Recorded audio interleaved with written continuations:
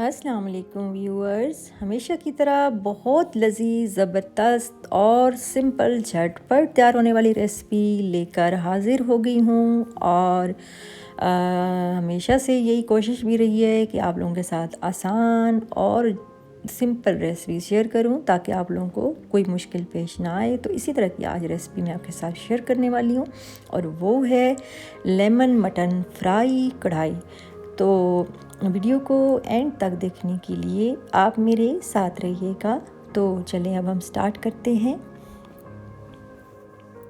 1 kilo मैंने mutton लिया है और इसको एक कुकर में मैंने चढ़ा दिया है। और लहसुन का पेस्ट लिया है मैंने 1 टीस्पून पिसा हुआ लहसुन, इसका पेस्ट डाल दिया है मैंने। और इसके अंदर खुश्क धनिया पिसा हुआ ये मैंने डाला है 1 टेबलस्पून। लाल मिर्च पिसी हुई 1 टीस्पून डाल दी है। ज़ीरा मैंने 1 टीस्पून साबुत ज़ीरा डाल दिया है। हल्दी मैंने 1/2 टीस्पून पिसी हुई हल्दी वो इसके अंदर मैंने डाल दिया है। और नमक ये मैंने डाला है तकरीबन 1 टीस्पून से थोड़ा सा चुटकी कम, ये मैंने डाल दिया है। और उसके बाद जो है इसमें नींबू का जूस है, ये मैंने 7 अदद नींबू लिए हैं और इनका जूस अच्छी तरह निकाल लिया है और बीज अलग कर दिए हैं और सारा इसमें मैंने छिड़क दिया है। और ऑयल जो है ये मैंने डाले हैं 5 टेबलस्पून।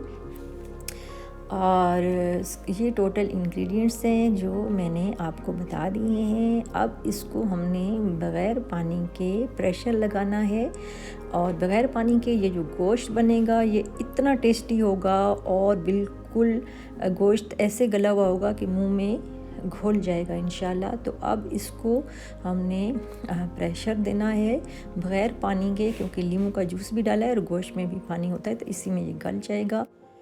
तेज़ आंच कर देनी है और हमने जो है वो 2 मिनट तक इसको तेज़ आंच पर प्रेशर देना है। जो पहला प्रेशर आएगा उसके बाद जो है हमने आंच जो है वो हल्की कर देनी है, मतलब हल्की आंच करके फिर इसको यानी कि हमने दम पर रख देना है। और फिर उसके बाद जो है इसको हमने 20 मिनट तक हल्की आंच पर रखना है।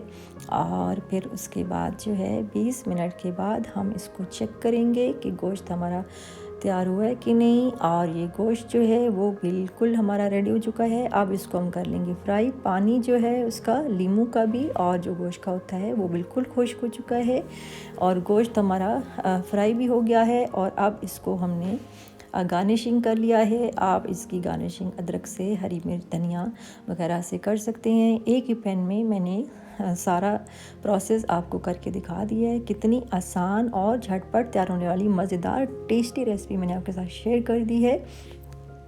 और आप इसको जो है वो नान के साथ और रोटी के साथ आप इसको सर्व कर सकते हैं और एंजॉय कर सकते हैं लंच में।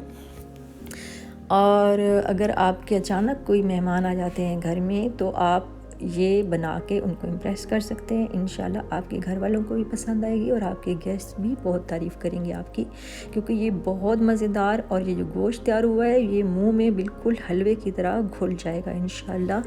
और बहुत ही टेस्टी ये बनता है लेमन गोश्त जो मैंने आपको बना के दिखाया है।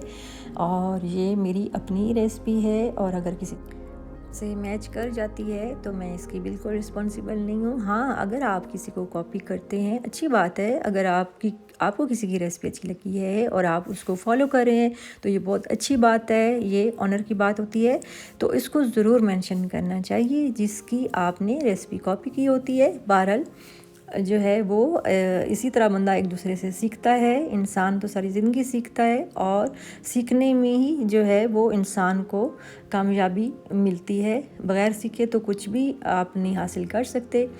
मेरी वीडियो अच्छी लगे तो लाइक, शेयर और सब्सक्राइब भी लाजमी कर दें। वीडियो को एंड तक लाजमी देखा करें ताकि मेरी वीडियोस में जो मैं आपको रेसिपी बताती हूँ या टिप्स देती हूँ हेल्थ से मुतल्लिक या कोई मालूमात इन्फॉर्मेशन आप लोगों को देती हूँ, आप उससे पूरा फ़ायदा उठा सकें और कुछ भी आपसे मिस ना हो।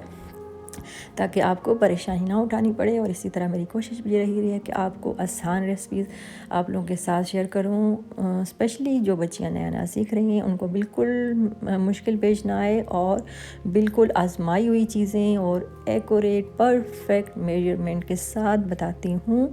साथ ये भी ज़रूर मेंशन करती हूँ, बताती हूँ कि क्वालिटी डिपेंड करता है, गोश्त की क्वालिटी, चावल की क्वालिटी और बाकी चीज़ें भी, कि आपने किस तरीके से उनको जो है वो मेरी रेसिपी के साथ तक फॉलो की है और आपने अपने तरीके के मुताबिक क्या किया है। तो पूछ सकते हैं आप, समझने के लिए दोबारा भी आप बार बार पूछ सकते हैं और क्वेश्चंस कर सकते हैं, कमेंट्स कर सकते हैं। और इसमें कोई भी ऐसी बात नहीं है, आप हर चीज़ आप पूछ सकते हैं, अपनी राय का लाजमी इज़हार क्या करें। कोई चीज़ अच्छी लगी या नहीं अच्छी लगी, यह आपका हक है। और इसी तरह बेल आइकन को भी लाजमी प्रेस कर दिया करें ताकि मेरी हर नई आने वाली रेसिपी आप तक जल्द पहुंचे और आपसे ज़्यादा से ज़्यादा फ़ायदा उठा सकें। और ये बिल्कुल फ्री है। तो अब मुझे दीजिए इजाज़त। अल्लाह हाफिज़।